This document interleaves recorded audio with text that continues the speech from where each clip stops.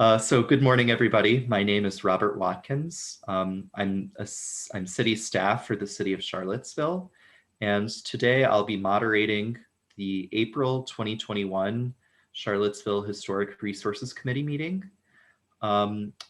Phil Varner, who is the co-vice chair of this committee, will be chairing the meeting today, but in the meantime, I'm just going to give just a brief welcome. We're streaming on the city's streaming channels, and we also have some people joining us in the Zoom webinar. So, people are joining us today. There is a public comment portion of the meeting. It's at the very beginning of the agenda. And if you'd like to provide public comment, and if you're watching a streaming channel right now, we just ask that you register for the meeting through the city calendar. Then you'll join the Zoom webinar, and you can raise your hand when the public comment portion comes, and then we'll call on you. And I'll go over the policy a little closer to that. There are quite a few members of the committee who aren't able to join us today, but we'll still try to have a productive meeting. So please let me know if you have any questions, and I can pass things over to Mr. Varner.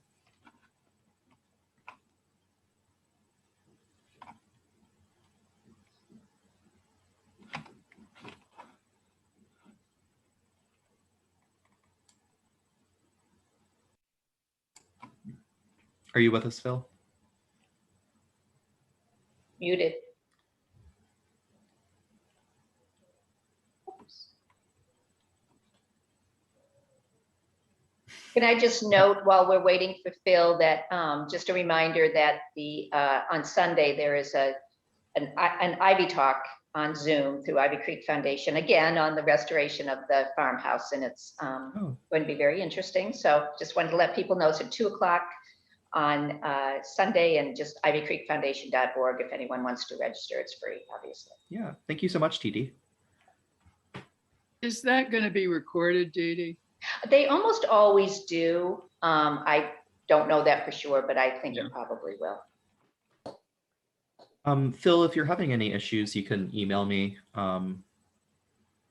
Otherwise, I guess I can kind of just start on the agenda, and we can start moving through things. So usually the first thing on the agenda that we do is a roll call. I guess I can, there are so few of us here, but I can just go through the list and call a roll. Dr. Clay. Present. Good morning, everybody. Good morning. Sally Duncan, who is another co-vice chair, is unable to join us today. Heather Hill, who's the council representative, is not able to join us today. Ms. Keller.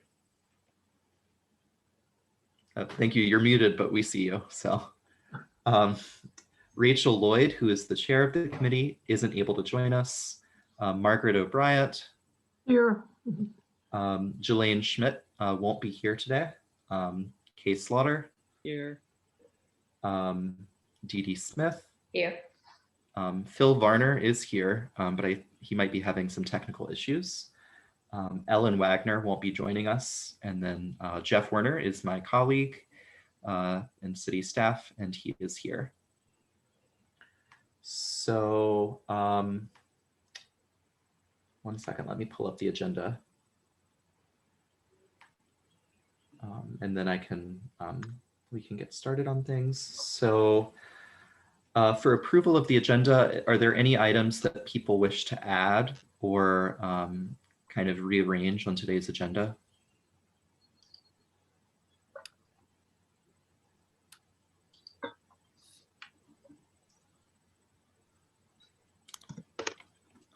If Jelaine isn't here, are we going to still discuss the Court Square process?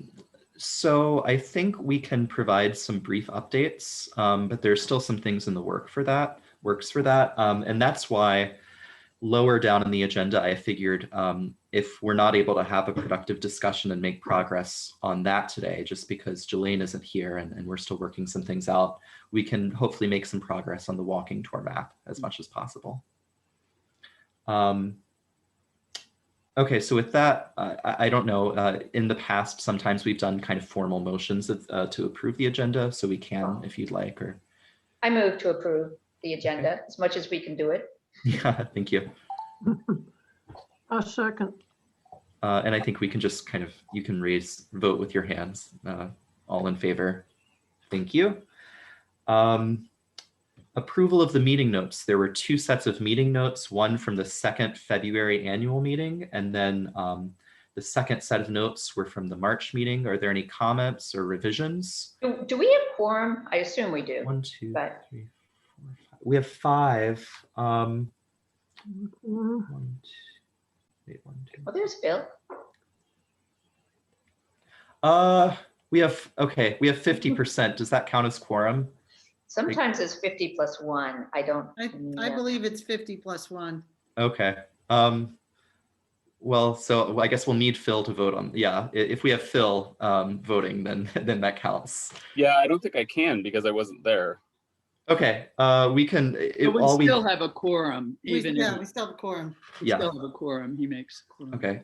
Are you okay, Phil? Like, is your Yeah, internet I am. spotty? I Okay. finally gotten everything situated. Okay, great. Yeah. I'm happy to kind of keep things rolling unless you want to take the reins. But you know, I think for some of the discussions, it would be good to kind of keep things organized. We often do have comments on the notes. I don't personally have any, and I wonder if it, because so many people are missing, if we unless there's some immediate, urgency to approve them. It just Yeah. means they'll go on the website a month later. But if Yeah, that's okay that's with you, true. then Yeah. Yeah, I'm fine with that. I'd prefer that we just defer okay.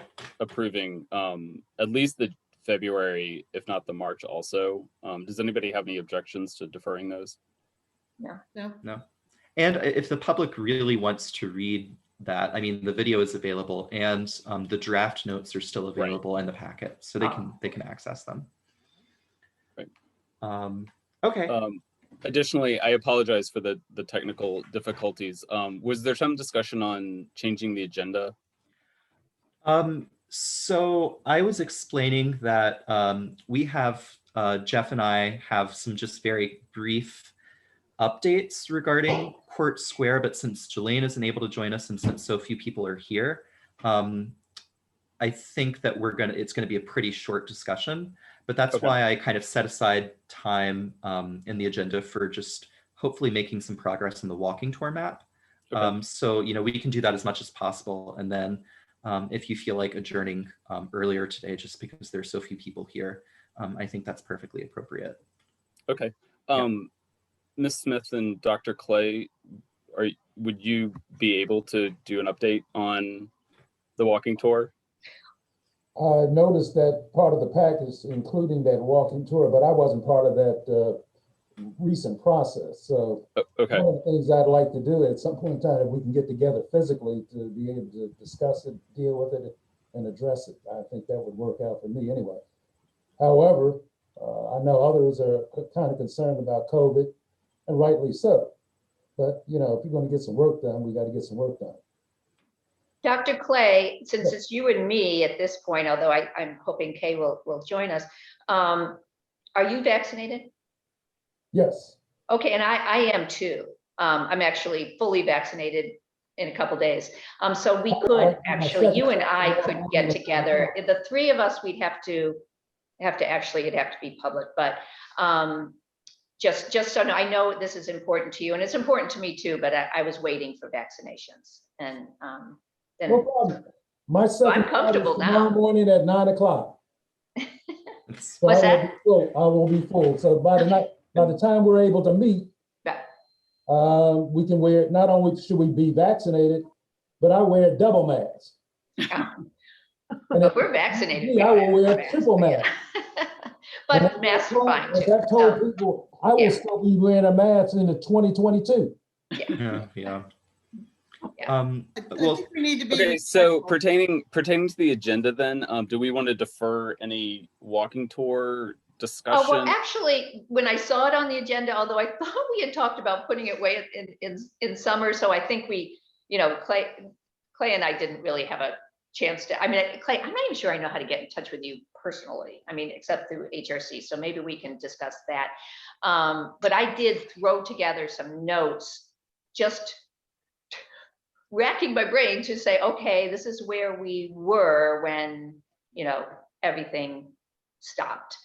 So I'm happy to talk about that. I don't think it's going to take 2 hours, but I do have a couple things that, and you know, and Clay, you're here to either refute or to add on to my memory of where the subcommittee was, which I think will be helpful. So I'm happy. I don't think we need to defer it. I think we can have a short discussion. Okay, that sounds good. So pertaining to the agenda, we'll have an update from a short update from Robert and Jeff on the auction block progress, and then we'll have a short update from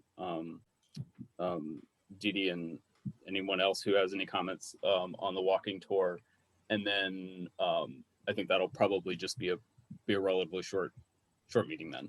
Okay. So if I can throw this in, Robert and I, we were talking about this. There's still some things that are out there that we want to get back. I said, but we still have a group of you together in one room, and I don't want to, certainly extend the conversation into 2 hours or any longer. But we have a group of you in a room, and if I can speak bluntly, I feel like we need to move on forward on some things. And I think the walking tour map, or maps in general, is a really, I would say we have an opportunity today, regardless of a small group, to get some things on the table and sort of get some ideas out there. I shared with Robert a list that when we get to it in the agenda, we can kind of throw out there some discussion starters. But we are, I think we could accomplish some things, some ideas today, maybe not decisions, but certainly some idea sharing today that would be really valuable. So I would like you all to consider that when we get to the map section, but that's all. I'd love to do that. Yeah. Okay. Good. Do we typically do an approval of the agenda? It can be loose. Sometimes we do, sometimes we don't. We did before, but then I realized we didn't have a quorum. So, you're welcome to again. Okay. Yeah. Okay. So those in favor of the agenda, please signal thusly. Okay. Great. Thank you. You're talking about the modified agenda. Modified agenda, Okay. which is similar to the existing one. And then we will defer the approval of the meeting minutes until the next meeting. Okay. So that brings us to planning engagement for the Slave auction block site.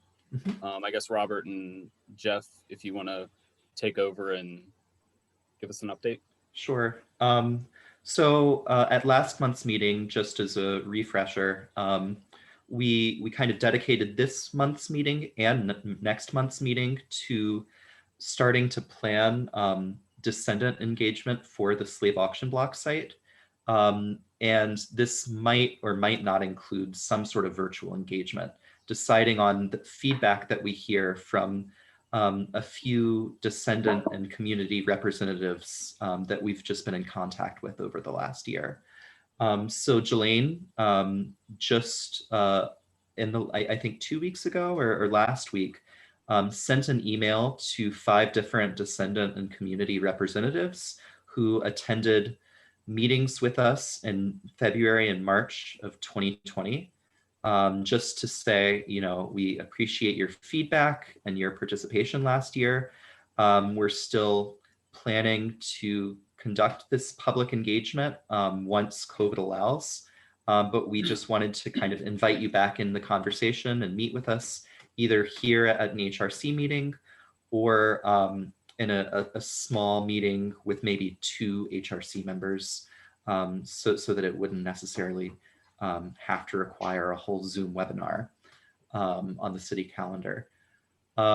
So we heard back from 2 different descendants who are interested in meeting with us, and we sent out a doodle poll, and hopefully we'll be able to set up a meeting with them in the next 2 weeks. And from that, hopefully by next month, we'll have an update and perhaps they'll care to join us or maybe not. But at least we might have some firmer direction in terms of do we want virtual engagement? Do we not want virtual engagement? And kind of the scope of work that might be required in terms of engagement after, once we're allowed to, once it's safe to. And also,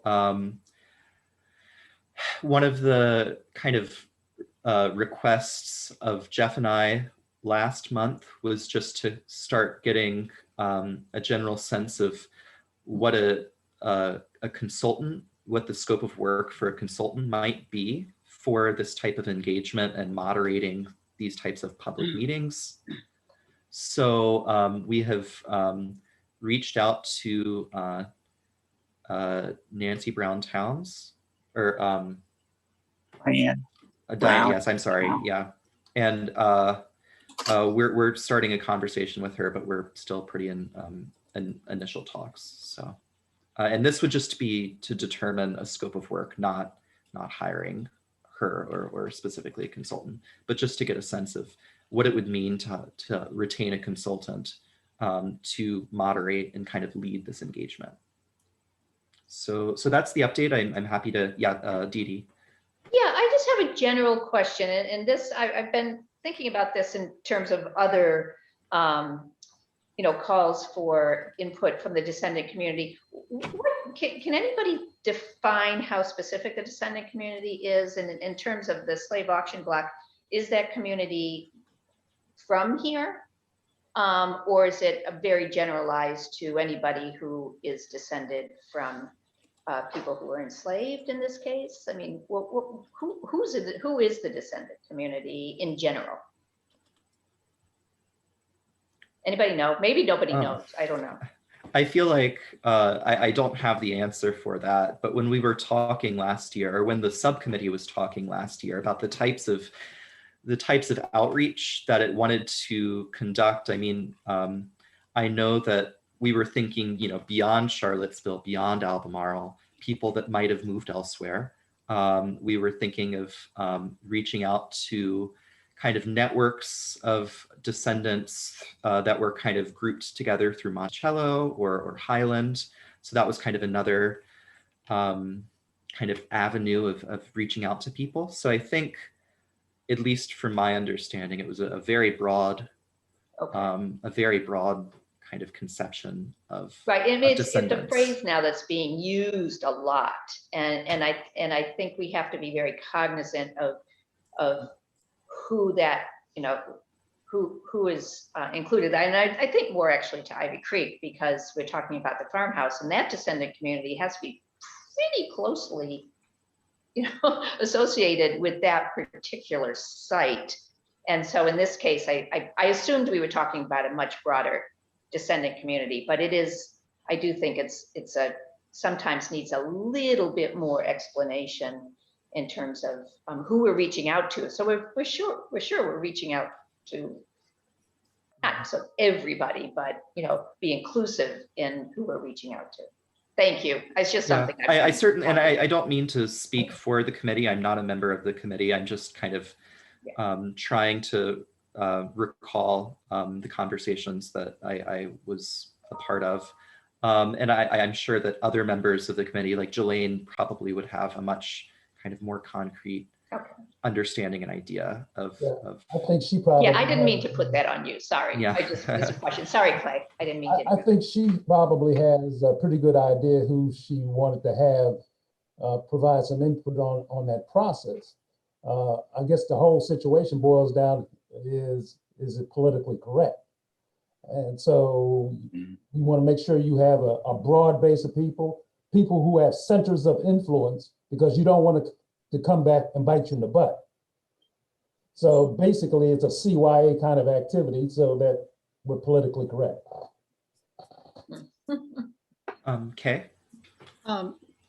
Didn't you have some people that you did talk to? I mean, I wasn't on the committee or anything, but didn't you talk to some people who, well, you mentioned that, the 5 people you were contacting. So there had been some people in on the conversation with Jolene about the descendant community. So I assume that they may have talked about that too. I was involved in those meetings, and I attended pretty much all of the meetings there. And you had a few people there who participated and provided some input, but we just didn't move forward fast enough. And ultimately, COVID kind of disrupted that whole process. And so when I was asked, probably, I think it was in February, what did I know about it? I kind of forgot it because I assumed that we were operating in November of 2020. But it was we were actually talking with folks in the early part of 2020, and I kind of missed a few steps there. Yeah.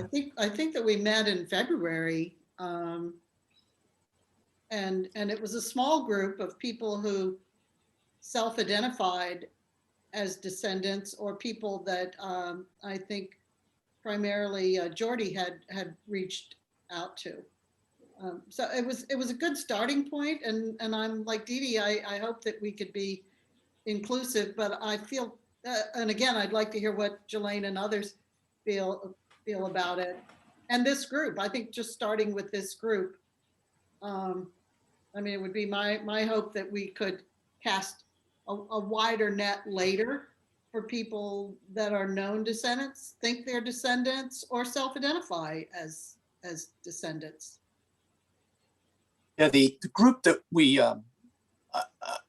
why can't I can't remember the woman's name at Monticello, but it is the group that they've been able to link through Jefferson's. Yeah, Naya.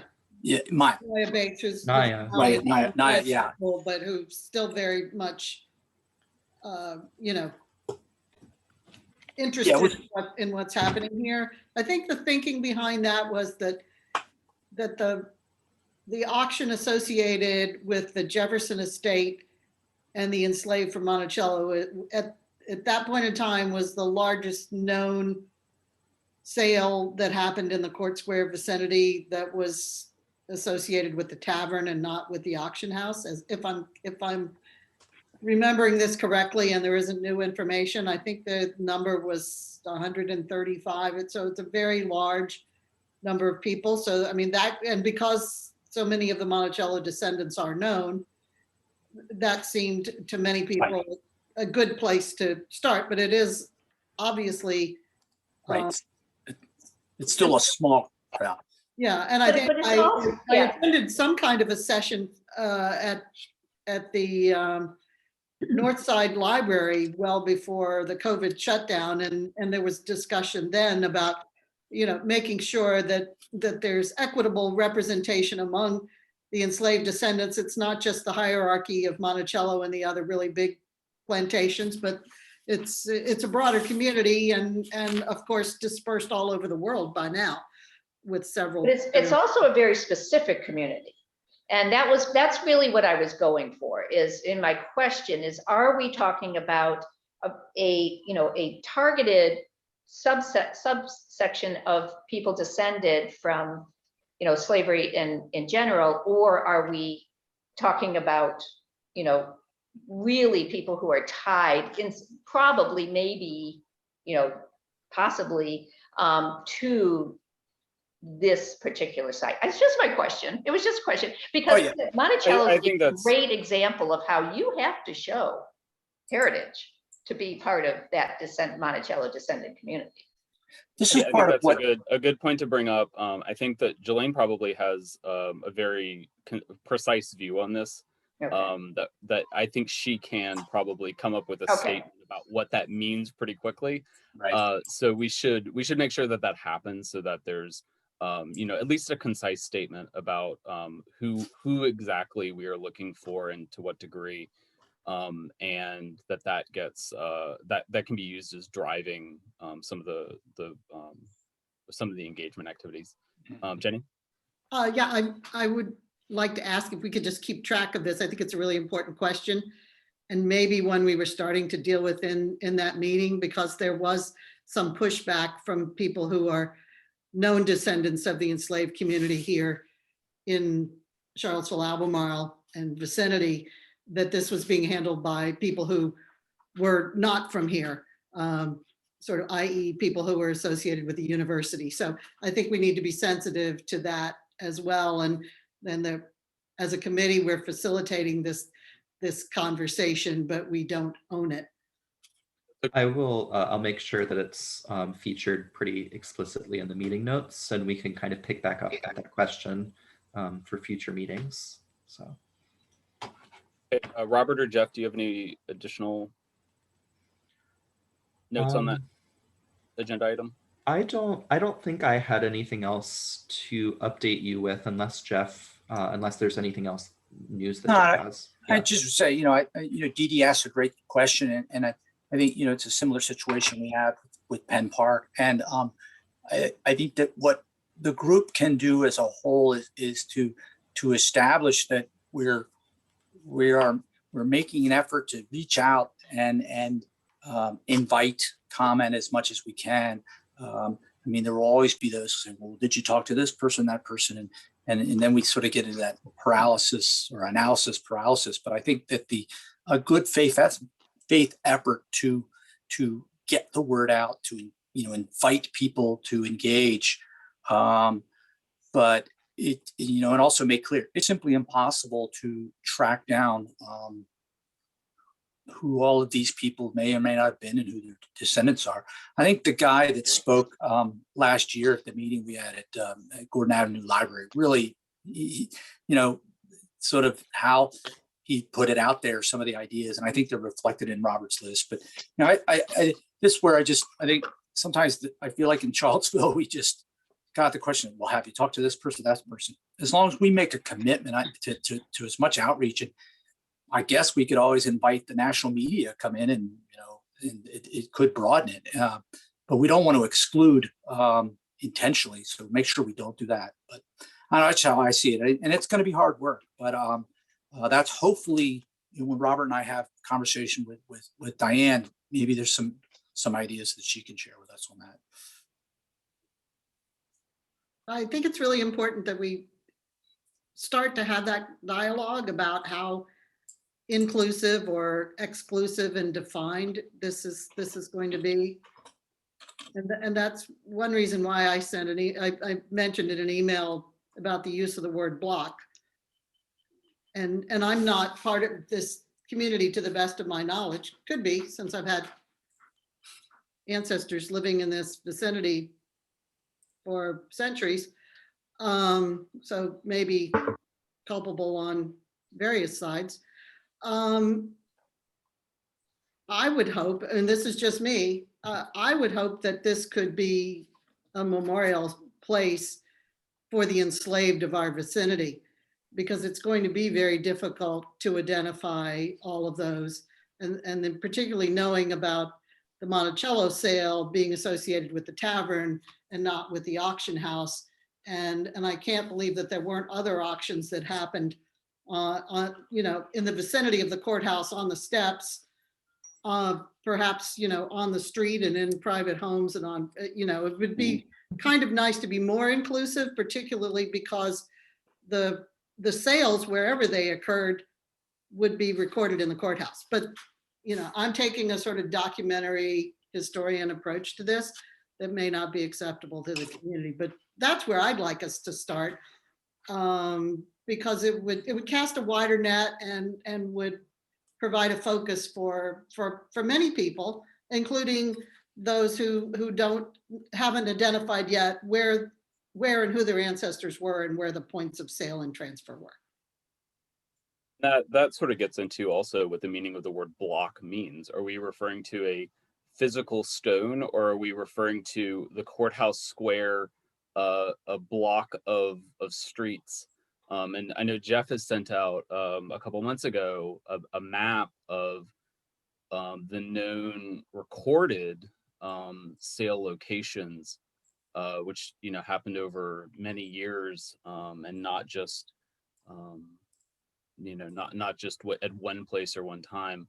And how can we show that, you know, it was not an evil spot, but it was a locus of the activities that happened over a long period of time with, you know, as you said, Jenny, many people were culpable, and how we can properly memorialize all the people who were enslaved in the area. We had that discussion like, 2.5 years ago. And I remember, you know, it was sort of there was, you know, it was like a slinky. It went in and out because there was, you know, that to make people understand that this larger, you know, these events occurred, a lot of them over a long time in a lot of places.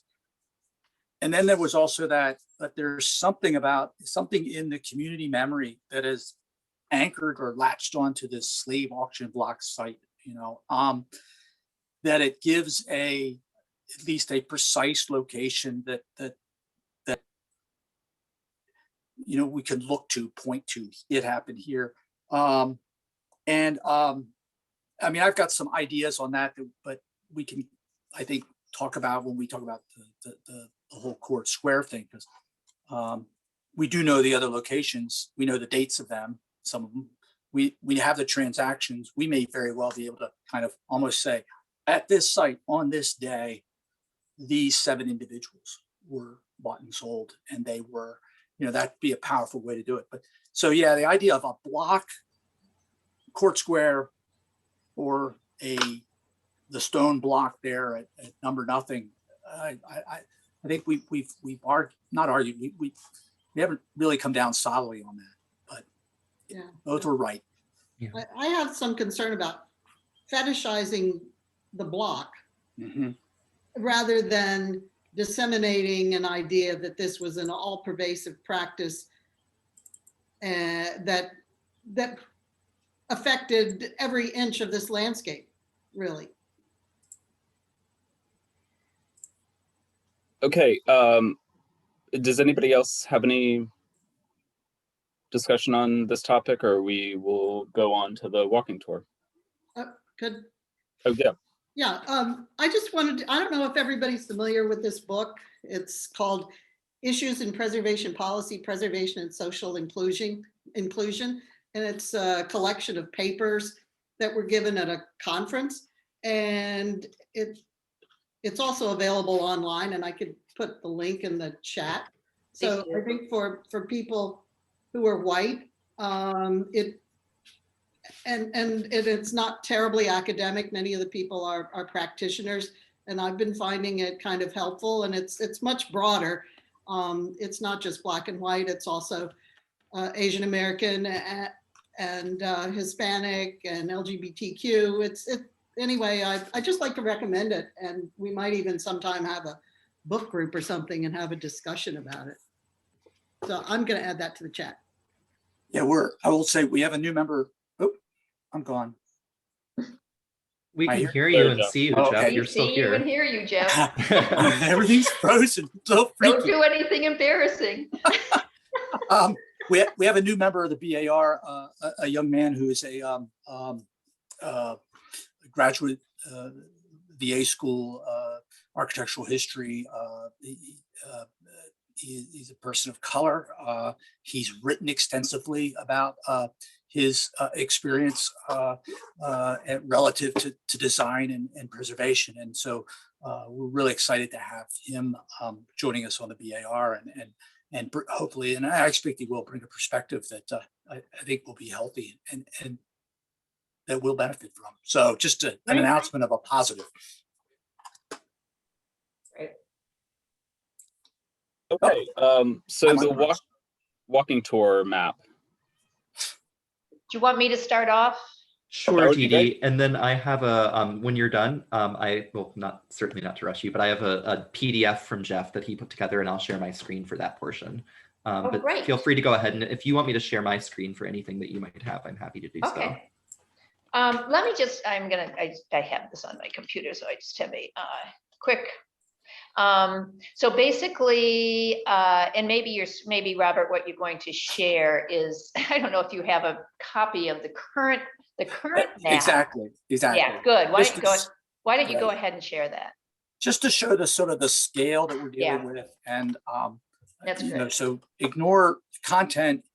Right. And I just think it helps to see what space we have available. Oh, Mhm. Lasheen, if you're on, I need to do screen sharing. So if you can enable I that for just me. gave all panelists the opportunity to screen share. So you should see it at the bottom. Okay, thank you so much. You're welcome. Yeah, it's working for me now. I appreciate it. Okay. So this, Good. yeah, Great. I will just scroll through this and then I can go Okay. to any specific pages as you need. Great. So basically, this is the current model. It's an 11 by 18, folded to be a brochure size. It's got 36 stops on it that are organized as starting at the visitor center and proceeding from the mall down, then sort of looping around down, including Water Street. So you're sort of bouncing a little bit between the downtown mall and Water Street. Not bouncing, but Good bounce. We're okay with it. it's a little bouncy. And then to the end of the mall and then around to Jefferson Street, and which is mostly the things on Jefferson Street, if you had to characterize it, are churches, upmarket, and then ending at Court Square.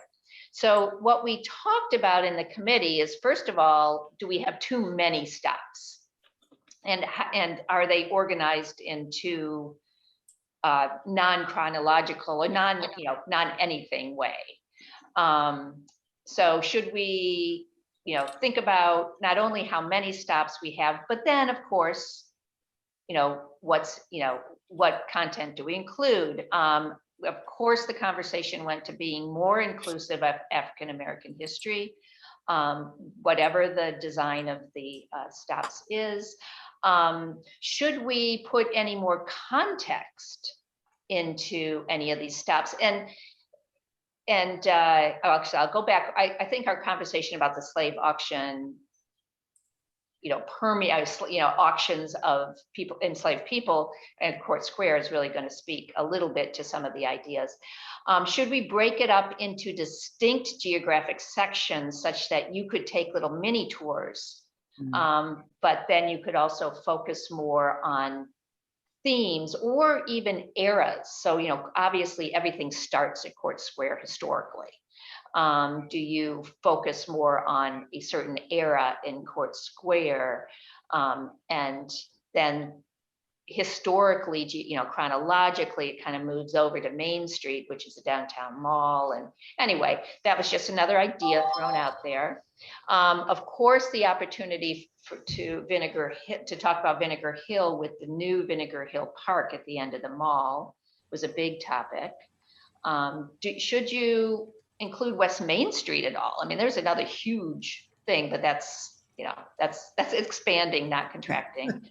And I'm almost done here. And how do we look at basically the span of dates? So it came up there was proposed a edited, just interim map that was rejected by the committee. I think it just, didn't have enough input, that for instance, included Heather Heyer Way, which gets all the way up to 2017.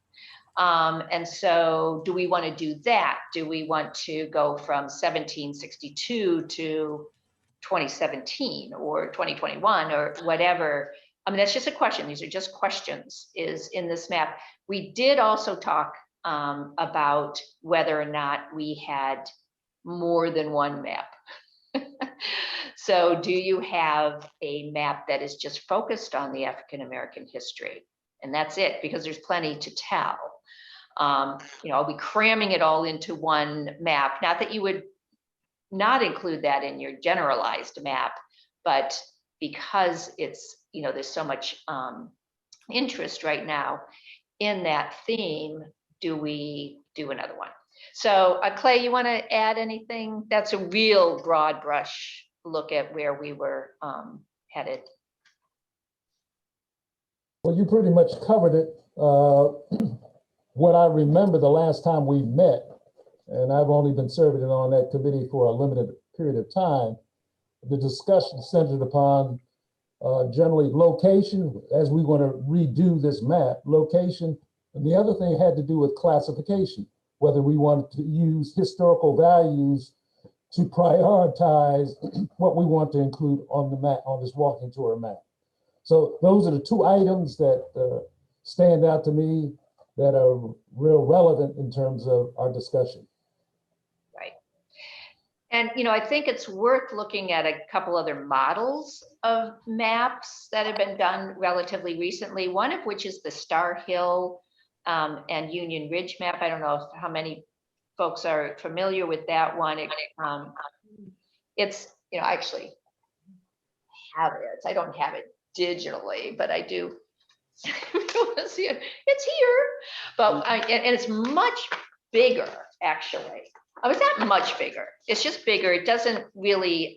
You wouldn't Xerox it. It's not in the 8.5 by 11. you know, multiples of 8.5 by 11. But what it is actually, and if you can, you're not gonna be able to see it. But it is. It sort of takes the same idea of stops, but they're got more white space. There's more images. I'm not even sure there's necessarily that many fewer. There are fewer, but not that many because there's more space. But it does, it's a little more inviting because it's not as cramped. But anyway, these are tough. I mean, I think in our little subcommittee, we had some pretty disparate views about what to include and how to include and how to talk about, particularly if you're being more inclusive with African American history. Do you focus more on, you know, sort of the Monticello to Main Street? And Kay had brought this up in an email to me recently, which is it's an official tour, and apparently there's an effort to make that into a map, which is all about the African American history. But it's not all about enslavement. It's about free people who, you know, had businesses, and, you know, it had a sort of a nice mix of, you know, of the full story. Anyway, I'll leave it at that. And we might want to talk to Phyllis Leffler for some of the Jewish merchants and who were also members of the temple, because I was just reading the Beth Israel, and I was thinking, you know, in our new approach, wouldn't it be better to engage a representative of the congregation in writing that? And then we looked across the street at Holy Comfort and said, oh, you know, do we have some engagement responsibility there with this walking tour? Yeah, and that's such a fascinating history too, because the folks who first, you know, mostly associated with Richmond's, you know, vibrant Jewish community who came here, you know, really rose up in influence, and, you know, probably had some, you know, lived experience with discrimination, but it certainly was nowhere near what the African American experience was. And of course, the fascinating story that's in Freedom Has a Face, you know, about the common law marriages between members of the Jewish community and free people of color. And it's a fascinating story. But it all gets back to is, how do you put that all into one map? And, right. You know, and that is where you could completely reorganize it and not really necessarily have stops, but have, actually, I had another idea. The current model with the 8.5 by 11 chunks, you know, if each of those was one area, say Court Square, you could really tell a story, sort of bolding, you know, certain addresses, but do it more as a sort of contextual story about where you are. And I mean, that's just another idea that some people do. I think my perspective on that map is that there's too many stops on it, but not necessarily that you need to, not necessarily that the solution is to actually reduce the number of stops. But I think, to my mind, I look at that and I see 36 and I'm like, oh, there's 36 of them. I'm going to do 0 of them because I can't do all 36, or it's just too overwhelming. And so maybe reduce that to find what are the top 5 most most important stops. And important to me would not necessarily be, you know, the most grand or like, you know, the most important historic person or the, you know, the most historic building or whatever, but things that are just indicative of the history of Charlottesville. And so one of those for me is the Hemmings shop off the mall. That like, for some reason that really just draws me. And it's not necessarily the most grand or historic or important building, but it's something that really draws me and I think really expresses a lot of the history that I find engaging. So reducing those, and then also I think you mentioned this, that we do have the opportunity to have multiple different types of maps.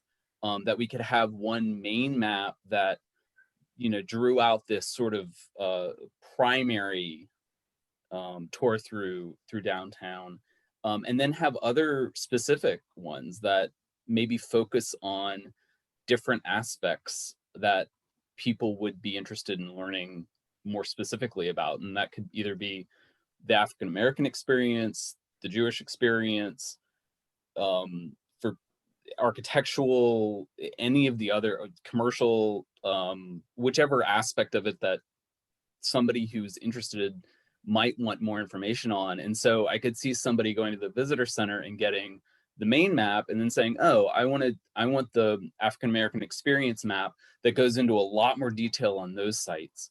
And I want the commercial map to learn more about the businesses that were around. And they create their own tour based on those, that they construct their own tour for themselves based on those things.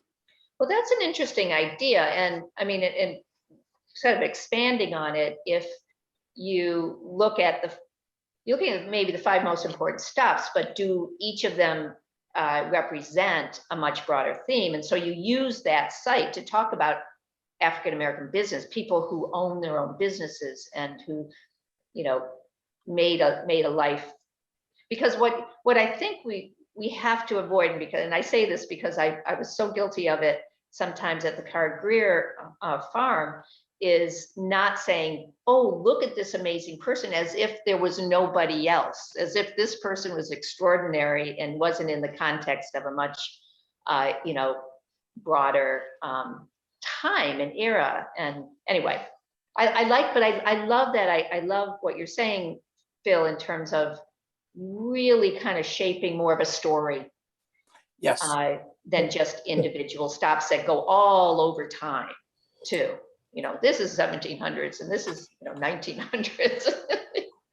Well, let me, so I asked, so I sent this to Robert, and so if I can ask just a couple things here and get your thoughts on. So, and one, Dee, you talked about the size. You know, I don't know my notes, I'm not saying right or wrong. 11 by 17 is the best size. It's a standard paper dimension, you know, relative to printing costs, et cetera. And I said, people don't want to walk around with a big VDOT roadmap. So just taking that idea, what do you all think of that? I mean, let's forget about content, let's just think, what is it that, you know, does the 11 by 17 work, or is that something that you all think needs to be revisited? I'm new to this, but I think you have to decide on the content first and then figure out the size based on what it is. All right. I hear what you're saying, but. All right, then my next one. Well, but can I comment on that? Yeah. And I mean, I agree with Kay, but I also agree with you, Jeff, because we did print a lot of these things, and at some point it has to be economical. And the one advantage to sticking to that some multiple of 8.5 by 11 is that then represents going back to the, you know, picking out a few themes, a theme. You basically need one of those for your intro and your map, but then the other 3 at that point, if in a, you know, the standard size, or if you double it, can be, and it's neat. It's 3 columns and it's 8.5 by 11, or it's 2 columns and 1 column. I mean, you've got a lot of design options and it's reproducible Right. in an economic way. So I think they're both obviously really important. Okay. But wouldn't we want to ask a designer, somebody that really thinks about these things visually and usefully? And I think that would be really helpful to get that input as well. That's The really the question I I think we have really need a is, do you want a map that is rather broad-based?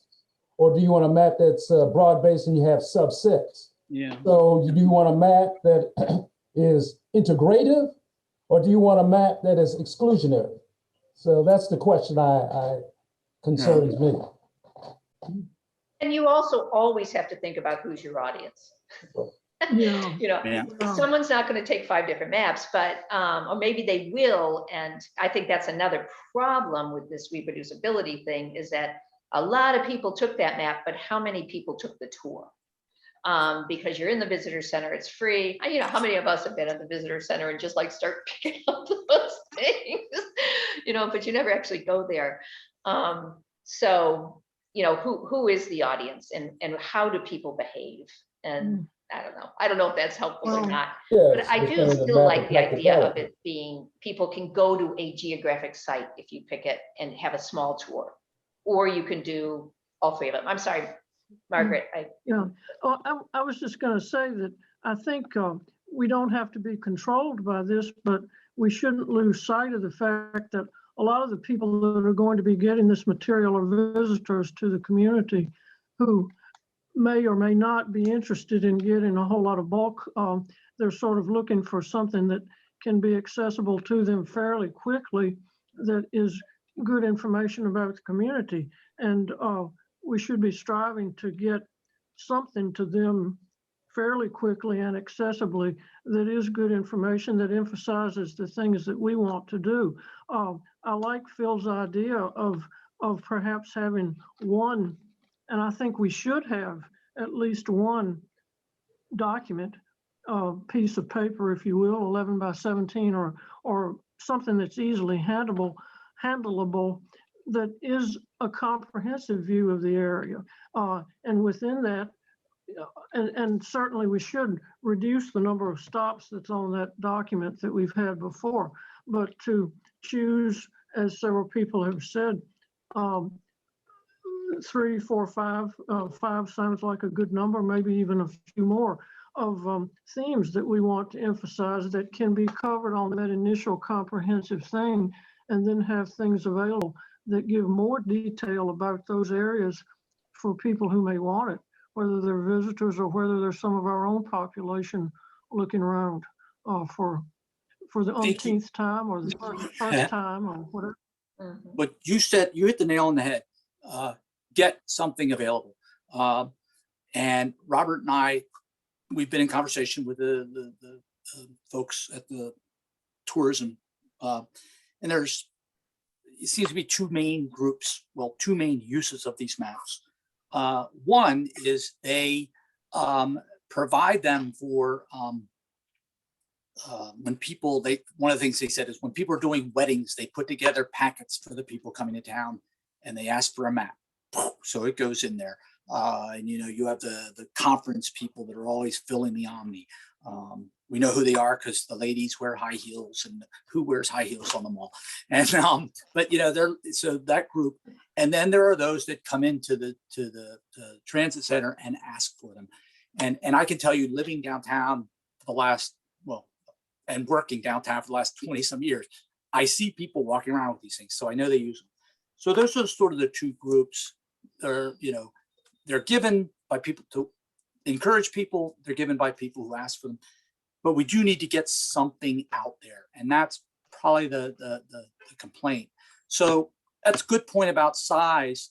So the next question I had was, would we agree that a printed map is ideal? I mean, it's functional. It's something people can grab and go. I know we had talked about online content, but that idea of picking something and printing a map, is there support for that? And I mean, a physical printed version. I don't I think think the we should printed maps forget are- this kind of thing, because living downtown, I also see people with even the old Right, old right. tour book, and I also see people with things they printed off, and we're seeing that at other sites around the state that are starting to open up. So increasingly, people are going to do their homework before they come, and they might print out what they're interested in. But even more, they want something they can look at on their phone as they walk around. So whatever we have, I think we need to preference that digital format as well, because when I get invited to a wedding out of town, I get all of these things that are digital that I can just click onto to plan my stay in Chicago or wherever I'm going, you know? So I think we need to do both. I think they work in concert because people are likely to pick up one of those pamphlets at the visitor center or get it in their wedding packet, and they would probably use it. But then also, I actually work with maps all the time, and I still have a hard time looking at a map and correlating it with an area that I've even walked around before, and it's even harder for me if I haven't walked around it before. So even with our gridded downtown, I think it's probably still hard for people to figure out, oh, here's where I'm actually supposed to go, and here's actually how far away it is, and here's how long it's going to take. So having something where they get the map, they look at it, but they could also scan a QR code or something and get directions, so that their phone will actually guide them to going to each of the locations. So I think it's something that works in concert, but I think that putting a web address or putting something like that in the transit center is not something that somebody is necessarily going to go to, No. Especially while they're just standing there, but they will pick up a pamphlet. They get them at, I mean, I know at the library, I know Margaret had them at the Historical Society, they're at City Hall. So they're in different places. And the fact that we went through 10,000 of them is telling. I can't remember. I mean, it wasn't that many years. So they are being used. All right. So Can I offer this, Jeff? What's I that? think I think also it depends upon the generation that you're targeting. If you're talking about older folks, they may want something in hand. If you're talking about younger folks, well, they like digital kind of stuff. So we need to be thinking from that perspective. That's another way to think about it too, is to say, I mean, I don't want to sort of take the dumbed down version, but say, we need to have a map. What do we want on it? So somebody has a map if they want to see one, and it's we know we have all these other aspects that we want to, tackle and add and include, but, maybe the thing is to say, we need to have a map that's downtown so that somebody has something if they want it. And I don't know, that's this is sort of the basic map. We start what we have. We say, I don't know, I was thinking 15, I'm sorry, what did I write? I had something like 20 sites. We have 36 now. I was thinking 25 to 30 might be, as much as you can cram in there. But so here's another thought then. So as I said, the font on the current map is too small. I think we would all agree. It can't go smaller. We should go larger, which means we can add more sites, but we can't add more text. To fill what you were saying, I agree with you. Even when you're familiar with a place, a map can be a little disorienting. So I think one of the things we have on the map, we have images, we have a map, we have images, and we have text. And would you agree that those, certainly the map is key, certainly the text is key, is an image of what people are looking at? Should that be part of this? I know, and I have it down as a certainly, but these are my knowns. Printed map is functional, 11 by 17 best size. Need a map with images, need larger font. And then not limited to one map, we can have different areas, different themes. And so, but I got down to where I said, and I think mostly you all have already said it. There are thematic maps, for example, just what I wrote down, architectural periods, different examples, various types. We have different architects. We even have, we could have a 20th century Charlottesville. We have a lot of contemporary architecture in town that people don't realize we have. We have historic cemeteries with some really fascinating people buried in them. And I've been told even that there are people that come to the cemeteries just to look at the typology of the headstones. So there's something there. And transportation, trains, buses, trolleys, cars, horses. Where were the old horse studios? Stalls, automobile dealerships in West Main. I even talked to the historical society or the tourism people about the McHugh murder. You can make a whole tour out of the McHugh murder. The point I would like to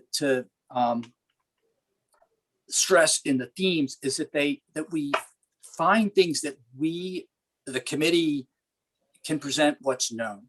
And I know, for longer term, as you said, outreach to different groups. But I think that it's incumbent upon us, in order to get something done, that we're able to present what we know. We know who is in that cemetery. We know the typology of the stones, so to speak. We know the locations involved with the McHugh murder. Because and another one I had is Lost Vinegar Hill. What used to be where? In those empty spaces, what used to be there? It's a curious way of looking at it. But I want to, with those suggestions, sort of nudge you all towards things that were, my last one was, the historic wall advertisements. There's a lot of old wall art all over town. People may not even realize is visible. But to get to where we are comfortable as a committee putting these things out there and not, hey, everyone, did you know? Here, you can go look at these things. Here's what you can learn about them. And begin to prepare these from what the information we have available and what we know. So I just wanted to open up to you all what kind of, and I'll even mute myself, what kind of themes and ideas so that we can start to put some things together. Leave it at that. I'd be happy to start with that. I mean, in having thought a lot about this with our little subcommittee, I mean, if I was going to dedicate that 8.5 by 11 section to, 3 different era, whatever, I do Court Square, do the early years in Court Square, do the downtown mall for that, I'm just going to throw out 1830s to the 1860s. And either do the third one as West Main, which is, after the railroads came in and, into emancipation, or then give you a third one to that Jefferson Market, maybe the Vinegar Hill, maybe, because it's kind of all contiguous there. The third one I feel a little less, certain about, but I think you could, and in terms of images of what you're looking at, that is the downside of going to specific buildings, is you need too many images. If in that one thematic 8.5 by 11, if you had one iconic image that's relatively big, well produced, that is representative of what you're talking about, and then you just have a story. You have a story about the area that you're walking along. You might bold some sites that people can kind of look at, but it's much more generalized. I don't know. That's just what I would do. But So to paraphrase what yours are, Dee, you were thinking that they would be location based. yes, definitely, kind of. I guess they're correlated, yeah, right? right. It's That a idea that you location talked about, Phil, that you could, somebody could be there and not take a 30 stop tour, but just be in a space walking down the mall and getting sort of it's still, the problem is still, what do you tell? But if you do limit it to an era, you at least have some context to. And I think a good point to keep in mind too is that you can tell more if you just put everything in smaller containers. Yeah. So if we agree that the 8.5 by 11, or maybe the one larger size, is the size to start off with, we can have multiple dimensions of things that we divide all the information to, and provide more information overall, but put it into more digestible pieces and more attractive pieces to people that are interested in a specific area. Or I mean, I could imagine that if somebody were staying over on West Main, that they might pick up the West Main brochure also, so that they could, you know, grab a coffee and walk around there. Or if they had a specific interest in commerce, or Jeff, you brought up transportation, that they could get one of those. And so you can tell more, but as you said, Dee Dee, the figuring out what to say is really, really key too. And I think that sort of coming up with those broad themes of what we want to say is important, because then we can thread all these together. And so that whatever those couple of key things that we feel are the absolute most important about Charlottesville to tell, we make sure those are woven throughout all of these different more theme, space, time oriented sub tours. Right. And, you know, I think our conversation right before this walking tour conversation about the slave auction block is, if you in the court squares, there's your opportunity to talk about the very, you know, generalized locations of, you know, auctions, you know, that that gives you that opportunity to talk about it without pointing to one spot, and, you know, not saying this is where it happened, because it's not just where it happened there, but it happened a lot of places. And again, it's not perfect, but it does address some of the issues that we've talked about.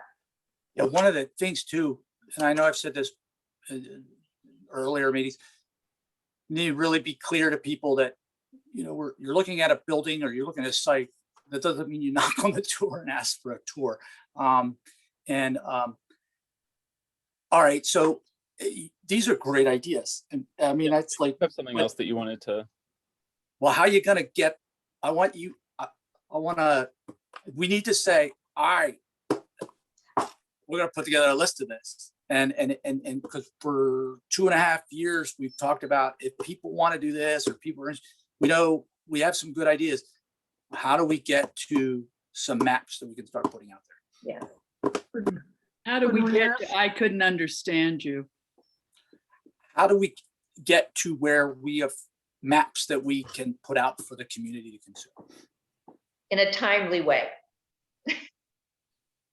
Could we ask the subcommittee to identify 5 or 6 themes that they thought were the ones to emphasize, and to present that list to the rest of our committee?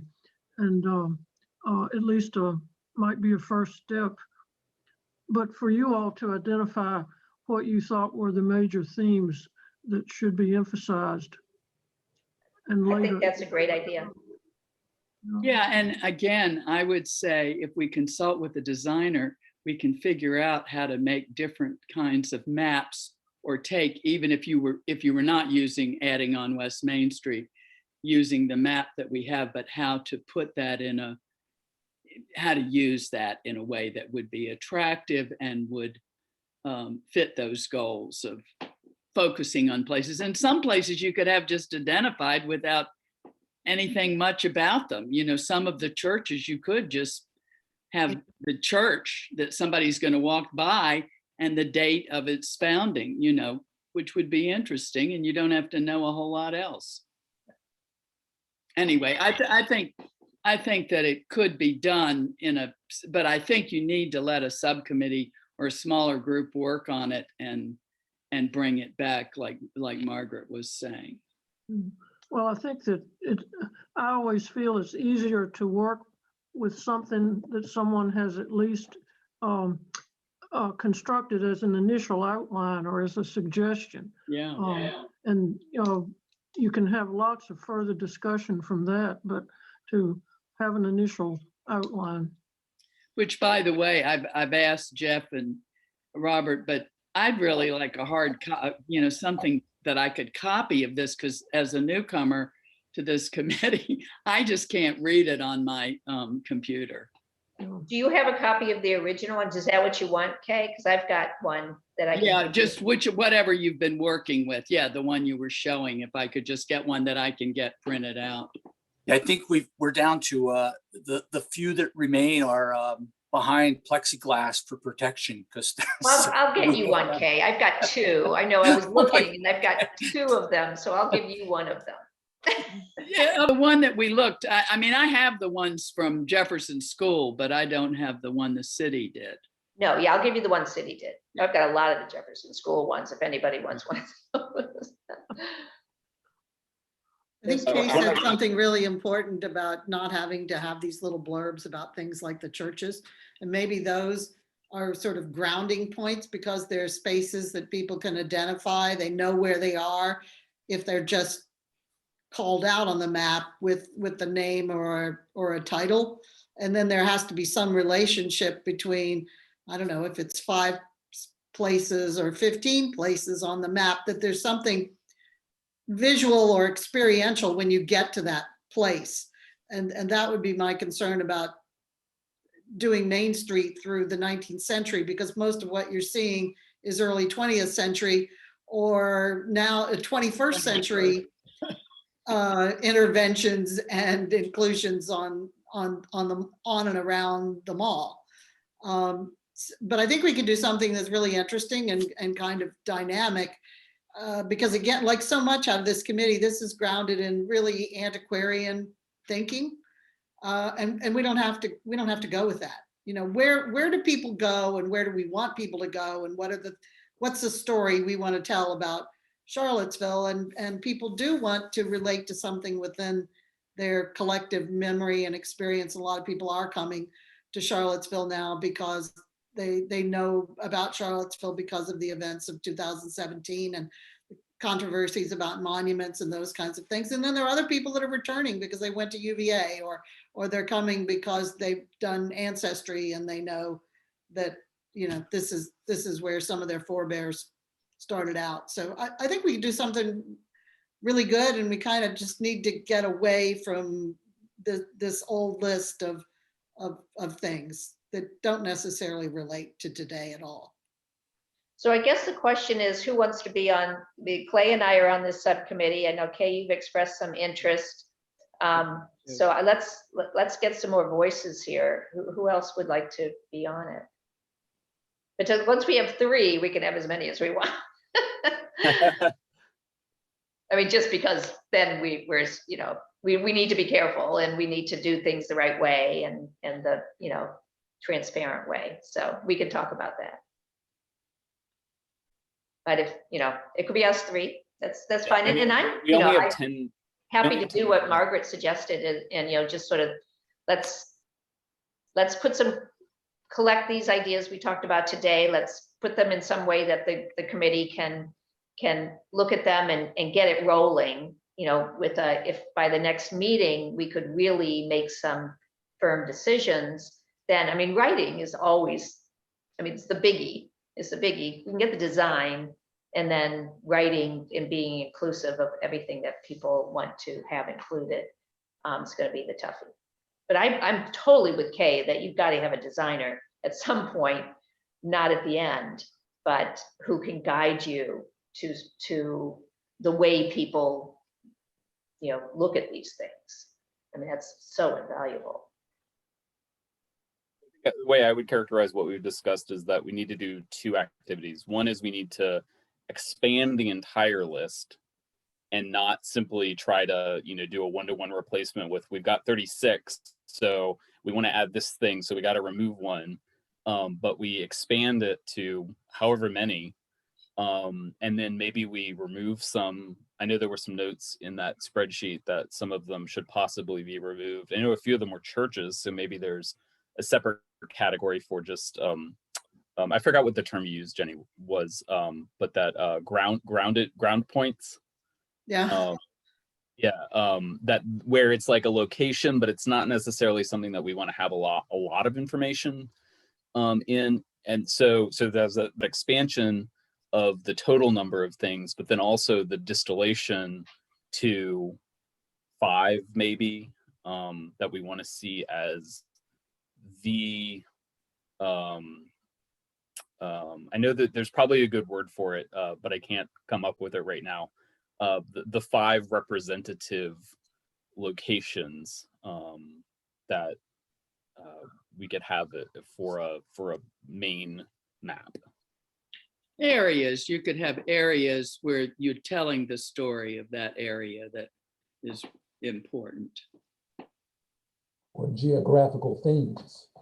Yeah, I mean, I think really Dee Dee identified, the possibilities, and there could be other ways to Court You Square. know, and a lot of people will use sacred places to, talk about churches and temples and, the courthouse in our case, I mean, that could just be a little mini theme that doesn't have to go into great detail about who all the pastors were, which is, I think, what the current one does with the churches. But the first cut could just identify that these are the churches, because if someone's particularly interested, because that's their faith tradition, or they found that that's where their grandparents were married or something, they can very easily, use their phone and click on to the church's more detailed history, because most of them have their own chronology. So why do we do that now? We might want to do it later in a more expansive and inclusive way. So, I mean, we should probably limit ourselves to pointing out things that people can't find other places and giving them an organizational concept. So I would expand Phil's 5 places to 5 areas, and maybe within those you develop one story out of the 5, but there are others that are kind of named. So as you're walking along, that you want to look at X address on the mall, or it's by name if it's something that's not going to change, because we know the names of businesses change over time. Because I think people want to go to more than 5 stops, just seeing how people circulate around downtown, but they don't want to be overwhelmed with a history lesson either. That actually brings up another thing that I think would be useful with that map, is actually defining what what a circuit is for doing it. Because looking at it earlier, I think my initial problem with that would be that I wouldn't know where to start. That Yeah. Robert, could you just screen share the map again? Oh, Lord. Like, I'm not sure on this map where I'm supposed to start. Am I supposed to start at 1, but then I'm not sure. Right. Yeah, the idea is that you picked it up at the visitor center and you were right across from City Hall, basically, and that's where 1 was somewhere around there. And I mean, it was really focused on picking it up at the visitor center. Yeah. Mhm. But you might just as well have hopped on the trolley at UVA to come downtown, Right, exactly. Or you Exactly. might have, if you're from out of town, you may have parked in one of the parking garages, or you might be staying at the Omni Right. or one of the many B&Bs in the area. So you really could be starting from anywhere. Yeah. And I mean, going from how this works, it looks like you go west on Water Street down to the parking garage, and then go back to the visitor center, and then go to Main Street, and then go down to 2nd and go around. But then you have to go and do this little circuit on Jefferson Street and then go back. And so I think it's just an additional cognitive load to actually figure out what the direction is. So maybe it's as simple as having some arrows or something like that. But I think, to me, I would be confused about where I was supposed to start and in what order I should do them. But and- yeah, that's why we were talking about having distinct geographic sections, such that you wouldn't, I mean, if your map had little blocks about Court Squares over here and 3-notched road is the downtown mall, and you could do Jefferson. If you want to do the churches, really it's Jefferson Street is probably the most inclusive of all of them, or most of them, not all of them. whatever, you know, just that idea that don't take people all over the place if they don't want to go. But if they do, they can do it in chunks. Right. I think that's a great way of characterizing what I had in mind, that there's this small core that they can do, and then they can branch out to whatever they're interested in or whatever area they're interested in. I mean, I mean, Water Street's, you know, it's like nobody wanted to give up Water Street because it's got the King Supply, in the railroad station. I mean, two really, they're there and you can see them, but it's such an awkward place to go unless you're on the trolley, in which case you're going right by there. But sorry, Jenny. I didn't mean- Well, if this map had 5 numbers instead of 36 numbers, you know, you could have Port Square as a number, East Main Street as a number, West Main Street as a number, Water Street's a number, and something else. You know, if you had 5 numbers, and if you were still being very linear about it, you could even have some A, B, you know, I think that's clunky, but then it starts to be imageable that there are 5 areas, and if you only have time for one, you just do one, and maybe you pick the others up as you're circulating, you know, walking to your destination or on the trolley. So I really am gravitating towards an area approach for doing this, not a building by building approach. And we could do the architectural tour, you know, next year, or the other thematic tour next year, but get something out really quickly about. I think that's a great point, and I think that's what I had in my mind and was not able to articulate well. That we get one thing now and start with that, and then we can do as many of these thematic maps as we want over time. And an architectural focus one would be interesting. One of the most interesting walking tours I took at for the 250th anniversary was along the downtown mall, looking at the geology of the buildings, the granites and the limestones, and it was fascinating. You know, who would think? But you wouldn't put that in a generalized tour, you know. But it was a cool topic. Anyway, Margaret, were you going to say something? I didn't want to. No, not right then. Oh. No. Okay, that's been a good discussion. Does anybody have any other comments? Okay. Well, Okay, so our charge as a subcommittee is to come up with some, maybe, you know, 3 to 5 geographic and themes and what's important to include, perhaps sites of options of sites to bring back to the committee, trying to be as concise as we can so that the committee can quickly say yes and no and start forming something so we can have a plan to get something out as quickly as possible. That's what I'm hearing. And I think it's either the July or the August HRC meeting where there's kind of a dedicated time towards a walking tour discussion. So if you can have right, which is why it was so surprising to see it on the agenda. I didn't mean to spring it on you. It's just I was preparing the agenda for today, and I kind of had a feeling that there wouldn't be a very full discussion for the slave auction block. So I figured it would be good to. It was a good idea, Robert. It was Jeff's idea. So I said, let's do it. Let's have this. And this has been really, it's been really interesting. And we had when Robert and I met with or spoke with the CACDP people, I challenged them. I said, all right, what are your themes? What themes would you put? They're probably different from what I would put. And I have, and I'm going to send Dee Dee, you and Will, I'll send you my list, just things that I've added to occasionally, and I'm sure it's incomplete. But it all goes back to, what Jenny said last year about, the kind of criteria that we use for the historic designations is the state criteria is somewhat archaic. It doesn't fit. They're say, oh, this is that period or this period. And some of these themes are new and different.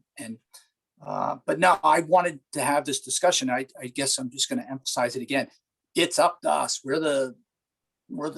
This thing's only going to occur if this group starts to put pen to paper. The opportunity's here. Let's do it. Okay, so are there any May HRC meeting agenda items that people would like to see? And Robert, I know that I forgot what we have on the agenda as the primary topic. Next month, we'll hopefully be synthesizing feedback that we get from our descendant contacts, and hopefully we'll be able to plan more concretely what type of engagement we want to move forward with, and maybe answer some of the questions that Jenny and Dee Dee were asking about kind of the scope of engagement. That, and then we just discussed having the main themes for the walking map. So we'll have that as an agenda item to discuss further. And I'm sure that we'll have some ideas and whatnot over email before then. And so our little subcommittee needs to meet. Clay, do you mind if I ask Jeff and Robert to get for your email so I have K's? No problem. Okay. No problem. And you'd like to meet in person, right? And we can discuss whether we can What's that? meet in person. Kay, I think you're vaccinated, aren't you? Yep. All done. I But we just can asked decide that, whether we're comfortable with that. yeah.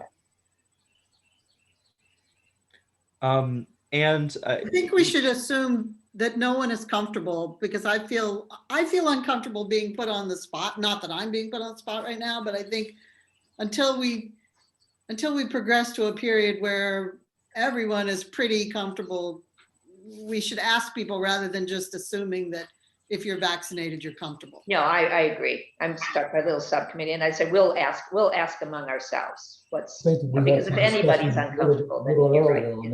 I'm not It's going just- anywhere inside with people outside my immediate groups for a long time. But I would mask up and walk around downtown with you, just as a point of reference. Okay. We won't assume. And announcements, upcoming events, lectures, and research that might be of interest to the group. So Jeff and I received a delivery this week, or maybe it was last week. Robert did. I didn't. It was the Daughters of Zion replacement plaque. And they couldn't fit the dolly in City Hall, so I had to help the delivery guy pick it up, and it's really heavy. But it is now in my cubicle, and we're coordinating with Public Works, and hopefully it'll be erected on the site pretty soon. Okay, are you talking with Edwina and Bernadette too? You should. I'll be happy to give you their contact information. I have their information. I'll let them know that we have it. But, no, even erecting and whatever, I can guarantee you that they're gonna want to be there. Yeah, do something. Okay. First step is finding out who in the city government will put it in there, which department does what. So yeah, that's I'll coordinate with Edwina. Yeah, I will coordinate with Edwina. But egg hunt. Yes, please let them drive the installation and unveiling of that, particularly after we just had the issues with the new honorary street name designation. Sure. Yeah, it's just is finding out. So it's not Public Works, but it's now I'm trying to find out who at Park and Recs does it, but I have not heard back from them yet. But now they can't do anything until Robert drags it back out to the street. I promised him it wasn't that heavy. I was wrong. So yeah. So I mean, if Jeff, you and Robert could engage with the Daughters of Zion and find out exactly what they would like to do for installation and unveiling, or maybe they don't, but whatever they want to do, let's make sure that we get their feedback and use that to drive how this goes. I'll go ahead and Dr. Clay. Yeah. Robert, if you have the text to that. About, Dr. Clay is trying to agenda items for the next meeting. one of the concerns that I have is about Penn Park. What's our next step in that process? What do we need to do next, or what is going to be done next? So we need some clarification in terms of how we want to move forward with that, or do we want to move forward with it? The short answer to that is, Tom Chapman and I at the Historical Society, and it's been my fault as much as anyone's trying to get together and sit down and plan things out. But there is an extreme amount of interest from the Historical Society in doing some of the research and trying to do some determination of best we can of some descendants. So I'm going to probably be working with him and an intern on some things. I know that they do want to do a story about this in their publication, which Ben Ford and I will be working with them on, just to simply present what we found. But I think at this point it's gonna, I know, like I said, I know that they have an interest and they want to be of assistance, and so it's just talking to them about what's the extent of what they can do, and how can I support them in doing that. But nothing, excuse me, nothing final yet. Well, why don't you see if there is something final by the next meeting or two, and Well, it's just me and Robert, and it's like I said, we roll the rock up the hill every day, and then it rolls back down the next, and so we're not doing nothing. I can assure you. No, I'm not saying that. I know. Why could it be on the agenda, for one of the next meetings? And as you move along your talk, I think, anyway, I don't know. I'm new here. No, it's all right. Suggestion. I think, some of the question is, how can I support what the Historical Society is doing, and what do they think the work might entail? What can they do? What can an intern do, et cetera? I mean, obviously you research it there's a whole lot of research could be done. But I think that it's to what are some avenues that can we reasonably take into to start to determine some of that history out there. So that's what I said, working with Tom.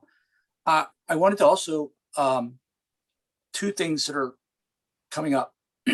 One, I promised the Burley alum that if they got on the National Register, we would put a plaque on the building. And Robert is we're going to put the word out to get a quote on a small plaque that says Jackson P. Burley Middle School is on the Virginia Landmarks Register and the National Register of Historic Places, and get that there is a spot where there's another plaque. So once I have some numbers on that, I might bring it back to you all, and I don't